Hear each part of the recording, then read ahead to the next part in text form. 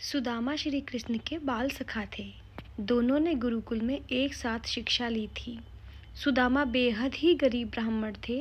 उन्हें खाने के लिए भिक्षा का सहारा लेना पड़ता था। क्योंकि वो बहुत सच्चे ब्राह्मण थे, इसलिए वह केवल 5 घरों से ही दिन भर में भिक्षा मांगा करते थे। जितना मिलता उसी में अपना और अपने परिवार का भरण पोषण किया करते थे।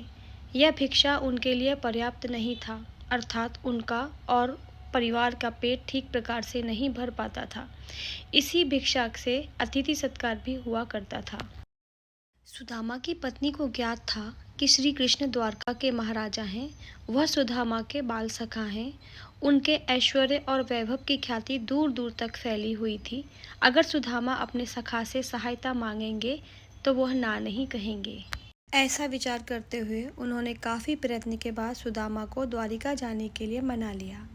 रास्ता बहुत लंबा था और जाने का एकमात्र साधन स्वयं अपने पैर थे। सुदामा अपने मित्र से मिलने संकोच और लज्जा के साथ द्वारिका की ओर निकल गए। काफ़ी दूर चलने के बाद उन्हें रास्ते में मुरारी से भेंट हुई।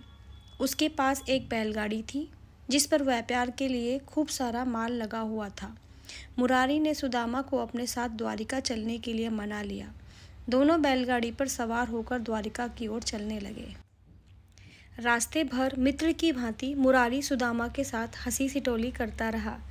द्वारिकाधीश उसके मित्र हैं, इस पर भी उसका उपहास करता रहा, किंतु सुदामा उनकी बातों पर जरा भी क्रोध नहीं करता। द्वारिका के निकट पहुंचकर मुरारी ने अपनी बैलगाड़ी प्राचीन मंदिर के पीछे रोक ली और सुदामा को कहा, प्रियवर, अब आपकी और मेरी राह अलग अलग है। अब आप द्वारिका प्रस्थान कीजिए और मैं अपने व्यापार के लिए आगे बढ़ूं। ऐसा कहते हुए दोनों ने अपनी राह अलग अलग चुन ली। सुदामा कुछ दूर ही गया होगा कि वह धन्यवाद और उससे कहाँ रहता है यह जानने के लिए मंदिर के पीछे आया, किंतु वहाँ कोई नहीं था और ना ही कोई बैलगाड़ी या उसका कोई नामो निशान। सुदामा आश्चर्यचकित और स्तब्ध रह गया।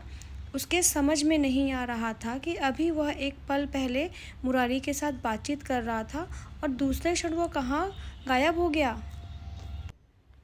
वह समझ गया यह अवश्य उसके मित्र छलिया श्री कृष्ण की कोई लीला होगी। वास्तव में ऐसा ही था। जब दोनों की मुलाकात हुई तो मुरारी की घटना पर दोनों मुस्कुरा रहे थे। श्री कृष्ण और सुदामा की ये कहानी आपको दोस्तों कैसी लगी है मुझे कमेंट्स में ज़रूर बताइएगा। अगर आप ऐसे ही कहानी मुझसे रोज़ सुनना चाहते हैं तो मेरे चैनल को सब्सक्राइब करें, लाइक करें और ज़्यादा से ज़्यादा लोगों में शेयर करें और बेल आइकन को दबाना ना भूलें ताकि मेरी कहानी के हर अपडेट आपको सबसे पहले मिले। मिलते हैं अगली कहानी में दोस्तों, तब तक के लिए धन्यवाद। शब खैर, बाय बाय।